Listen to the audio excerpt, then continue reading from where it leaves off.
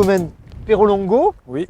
Perolongo, ça a une signification? Alors c'est le lieu-dit. Un lieu-dit où votre famille est installée depuis quelques années? Oui, depuis les années 60. C'était mon grand-père à l'époque qui avait acheté les terrains, voilà, qui était en maquisé. Donc il a entrepris des gros travaux de démaquisage, de ramassage de pierres, drainage, tout ça. Et ensuite ils ont planté la vigne. Il y a de la vigne, mais il n'y a pas que de la vigne à Perolongo, si j'ai bien Non, compris. on a aussi un élevage bovin, une quarantaine de têtes. C'est important pour vous de jouer sur les deux tableaux? Alors oui, moi l'élevage me passionne déjà depuis que je suis tout petit. Et puis on a récupéré les terrains de famille, donc autant s'en occuper. Comment ça se découpe le domaine Perolongo? C'est grand? C'est parcellaire? C'est d'un seul tenant? Comment Alors ça se passe? c'est parcellaire, c'est parcellaire. On a une grande partie d'un seul tenant, mais Où nous sommes là peut-être? où nous sommes, voilà, donc là nous avons 12 hectares de vignes. La propriété initiale que mon père a récupérée de son père. Et ensuite nous avons d'autres parcelles plus jeunes qui ont été plantées, qui étaient plantées à l'époque, qui sont en restructuration pour remettre des cépages actuels. Et aujourd'hui, quelle surface? Tout le domaine? Alors tout le domaine, c'est un peu plus de 200 hectares. Mais en vigne? Non, 25 hectares de vignes. Vous y faites des blancs, des rouges? Est-ce qu'il y a des Alors, cépages que vous avez d'un petit peu plus plantés que d'autres? Alors on y fait du rouge, du rosé et du blanc. Et ces dernières années, on a planté pas mal de vermentine. Voilà, parce qu'on fait des blancs très fins, de très bonne qualité, avec des belles acidités. C'est pour aller avec les produits locaux, la mer est à 5 km, donc c'est Exactement. pour les associations. Oui. Particularité à Perolongo, vous êtes en biodynamie, mais depuis près de 25 ans, c'est ça? Oui, depuis 2000, en biodynamie.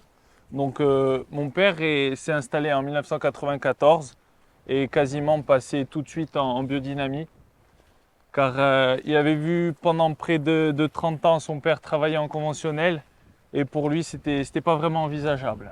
Donc il a tout changé sur le domaine pour Exactement. s'adapter à Oui. ses pratiques. Donc il a beaucoup moins travaillé les sols, la politique des sols nus, c'était pas son état d'esprit.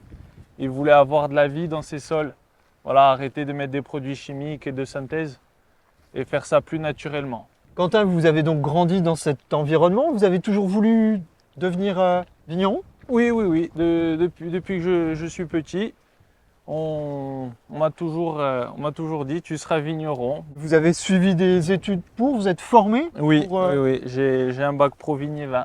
Je ne suis pas allé plus loin parce que les études n'étaient pas trop copains. Donc vous êtes installé ici officiellement depuis combien de temps? Depuis 2000, depuis 2020. En 2000, vous deviez être très jeune. Ouais, j'avais 4 ans. Par rapport à tout ce qu'a mis en place votre papa, vous qui êtes arrivé depuis seulement quelques années officiellement, quelles sont vos motivations? Qu'est-ce que vous avez envie de mettre en place ici? Alors depuis quelques années, on a entamé une restructuration complète du vignoble pour mettre des cépages plus adaptés à l'heure actuelle et pour pouvoir mécaniser aussi nos coteaux.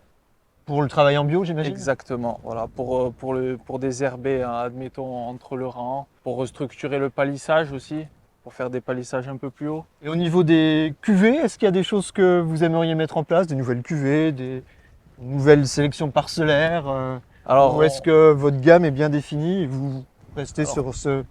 pour l'instant, rien n'a été changé sur la gamme des cuvées, mais nous avons planté deux nouveaux cépages que nous n'avions pas à l'époque, du Genovese et du Jiménez, pour pouvoir faire un blanc d'assemblage, pour avoir un blanc plus complexe. D'accord. Que vous allez ajouter aux vermentines du coup. Exactement. Au niveau des contenants, je crois que votre papa était aussi plutôt pionnier. Oui, pour les cuves ovoïdes. Donc il a créé ses propres œufs couchés, les œufs de 35 hectos. Voilà. Donc il les a fait coucher car dans la nature, les œufs ne tiennent pas debout. Et du coup, aujourd'hui, c'est des œufs que vous avez toujours, enfin vous Bien en avez sûr. toujours. Bien sûr. Et si on allait les voir pour que vous nous en parliez peut-être un Allons-y. petit peu plus directement? Allons-y. Allez, c'est parti.